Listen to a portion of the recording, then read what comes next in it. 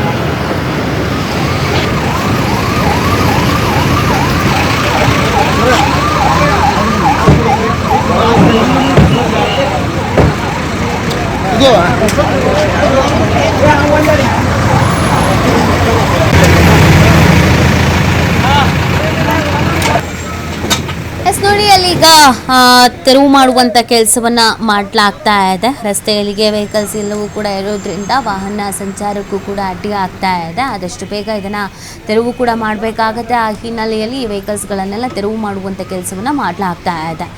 ಅಪಘಾತದಲ್ಲಿ ಒಟ್ಟು 6 ಜನ ದುರ್ಮರಣ ಹೊಂದಿದ್ದಾರೆ. ಮಗುವೊಂದನ್ನು ರಕ್ಷಣೆ ಮಾಡಲಾಗಿದೆ. ಇದು ಹೆವಿ ವೆಹಿಕಲ್ಸ್ ಬೇರೆ ಇದೆ. ಒಂದು ಕಡೆಯಲ್ಲಿ ಬಸ್ಸು, ಇನ್ನೊಂದು ಕಡೆಯಲ್ಲಿ ಲಾರಿ, ಅದೆಲ್ಲವನ್ನು ಇದೀಗ ತೆರವು ಮಾಡುವಂಥ ಕೆಲಸವನ್ನು ಮಾಡಲಾಗ್ತಾ ಇದೆ. ಯಾಕಂದರೆ ಬೇರೆ ವೆಹಿಕಲ್ಸ್ಗಳು ಕೂಡ ಅಡ್ಡೋದಕ್ಕೆ ಅಲ್ಲಿ ಕಷ್ಟ ಆಗ್ತಾ ಇದೆ. ಇದು ಬೆಳಗಿನ ಜಾವ ಆದಂಥ ಅಪಘಾತ. ಈಗಾಗಲೇ ಈ ವೆಹಿಕಲ್ಸ್ಗಳ ಒಳಗಡೆ ಇದ್ದಂಥ ಮೃತದೇಹಗಳನ್ನು ಹೊರಗೆ ತೆಗೆಯುವಲ್ಲಿ ಅಧಿಕಾರಿಗಳು ನಿರತರಾಗಿದ್ದಾರೆ. ಎಲ್ಲವೂ ನಜ್ಜುಗುಜ್ಜಾಗಿ ಹೋಗಿರೋದ್ರಿಂದ ಜಾಮ್ ಆಗಿಬಿಟ್ಟಿದೆ ಡೋರ್ ಎಲ್ಲನೂ.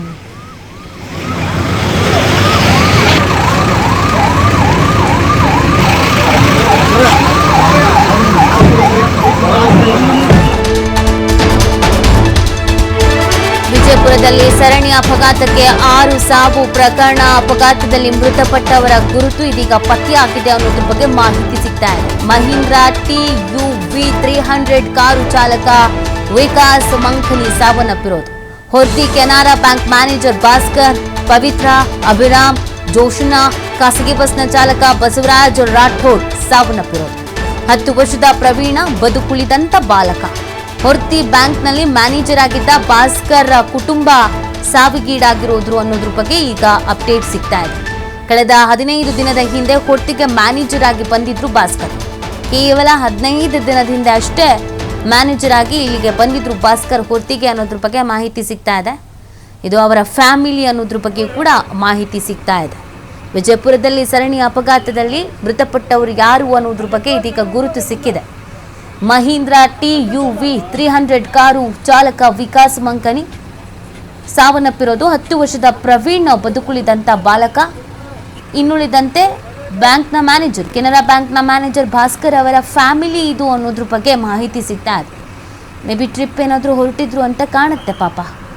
ಈ ಸಂದರ್ಭದಲ್ಲಿ ಈ ಒಂದು ಅಪಘಾತ ಆಗಿರೋದು ನೋಡಿ. ಅಲ್ಲಿ ಒಳಗಿರೋ ಮೃತದೇಹಗಳನ್ನು ಹೊರಗೆ ತೆಗೆಯೋದಕ್ಕೆ ಕಷ್ಟಪಡ್ತಾ ಇದ್ದಾರೆ.